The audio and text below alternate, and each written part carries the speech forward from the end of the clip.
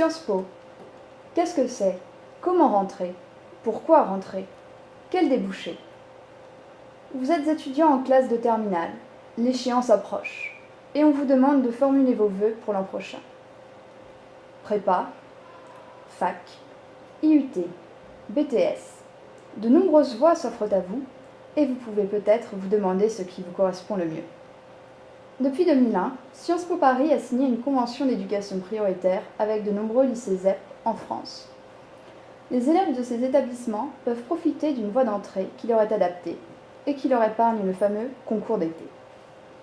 Pour cela, ils doivent constituer une revue de presse sur le sujet de leur choix et préparer un entretien oral qui se déroule à Paris. Une fois admis, ils suivent le même cursus que les élèves issus des autres voies d'entrée. Mais Sciences Po, c'est quoi? C'est pour qui? Qu'est-ce qu'on y étudie? Sciences Po, à quoi ça sert? C'est pour faire de la politique. Eh bien non, détrompez-vous. Sciences Po ne forme pas uniquement des politiciens, bien au contraire.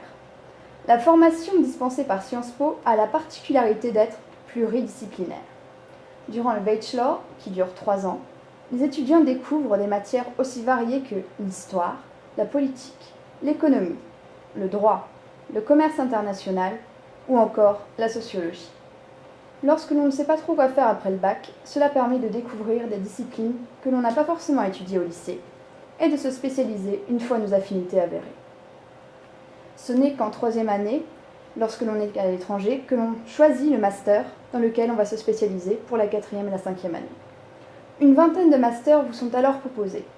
Affaires internationales, affaires européennes, affaires publiques, carrière judiciaire, management, finance, marketing, droit, économie ou encore urbanisme. De quoi casser l'image d'une école à vocation politique. À Sciences Po, qu'est-ce qu'on fait? On ne fait que travailler. Là encore, détrompez-vous. Sciences Po ne tue pas votre vie sociale, loin de là. Il y a moins d'heures de cours qu'au lycée, la preuve. Les activités extrascolaires qui vous sont proposées ne manquent pas. Les sports pratiqués vont de la danse au foot, en passant par le rugby, le volleyball, le basket et même le yoga. L'esprit d'équipe qui y règne est consacré lors du mini-crit, rencontre sportive de 3 jours entre tous les campus de Sciences Po, qui se déroule chaque année dans l'un des campus délocalisés. Amateurs de sport, vous serez servis.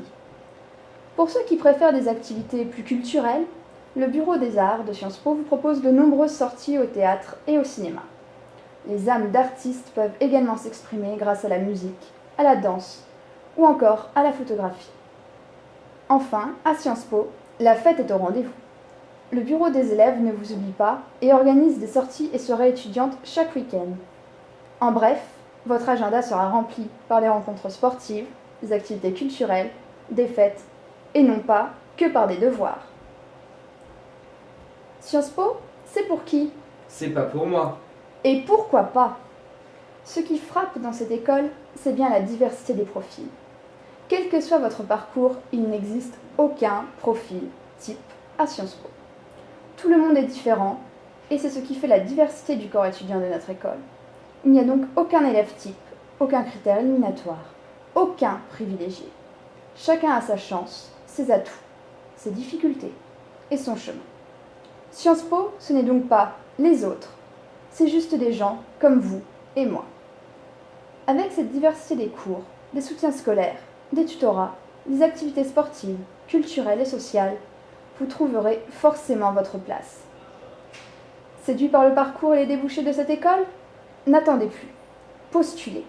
Sciences Po est ouvert à tous et accessible à tous. Renseignez-vous auprès de votre établissement, du site de Sciences Po Paris ou encore de notre forum.